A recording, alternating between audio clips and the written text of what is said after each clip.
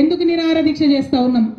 అనేక రకాల పోరాటం చేసినాం, రాజకీయంగా అడిగినాం, రౌండ్ టేబుల్ సమావేశాలు పెట్టినాం, ప్రెస్ మీట్లు పెట్టినాం, మాకు కావాల్సింది ఏంది, ఆకాంక్ష ఏందని చెప్పడం జరిగింది. కానీ ప్రభుత్వంలో చలనం లేదు.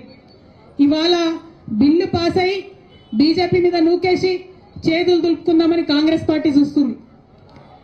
మాకు సంబంధం లేదు, ఇది రాష్ట్రానికి సంబంధించిన బిల్లని చేతులు దులుపుకుందామని బీజేపీ చూస్తుంది. ఈ వేదిక నుండి స్పష్టంగా ఇవాళ నేను ఛాలెంజ్ చేసి రాష్ట్ర ప్రభుత్వాన్ని, గౌరవ ముఖ్యమంత్రి రేవంత్ రెడ్డి గారిని అడుగుతా ఉన్నాను.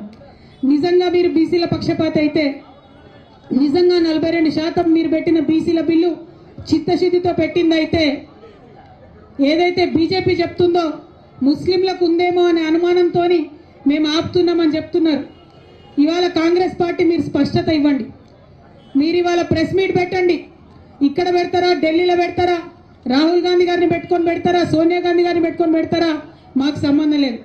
ప్రెస్ మీట్ పెట్టి ఓపెన్గా డిక్లేర్ చేయండి, ముస్లింలకు 10% రిజర్వేషను మేము సపరేట్ బిల్లు పెడతాం అసెంబ్లీలో అని చెప్పి డిక్లరేషన్ చేయండి. ఒక క్లారిటీ ఇవ్వండి. దాంతో ఏమవుతుంది, ఇప్పుడున్న 42%లో ముస్లిం మైనారిటీల రిజర్వేషన్ దీంట్లో ఇంక్లూడెడ్ కాదు, ముస్లిమ్స్కి సపరేట్గా 10% రిజర్వేషన్ పెట్టాలని చెప్పి మేము డిమాండ్ చేస్తూ ఉన్నాం. ఇక అప్పుడు బీజేపీ మీద ఉంటుంది బాధ్యత. ఈ 42%లో ముస్లిమ్స్ లేరన్న విషయాన్ని కాంగ్రెస్ పార్టీ క్లారిటీ ఇవ్వాలి. ఒకవేళ ముస్లిం సోదరులకు ఉంటే ఆ విషయం కూడా క్లారిటీ ఇవ్వాలి. కానీ మీరు ఏ విషయం చెప్పకుండా మేము బిల్లు పాస్ చేసినాం, బీజేపీ వాళ్ళు సంతకాలు పెడతలేరని మోసం చేయొద్దని చెప్పి మాత్రం కాంగ్రెస్ పార్టీని మేము డిమాండ్ చేస్తూ ఉన్నాం.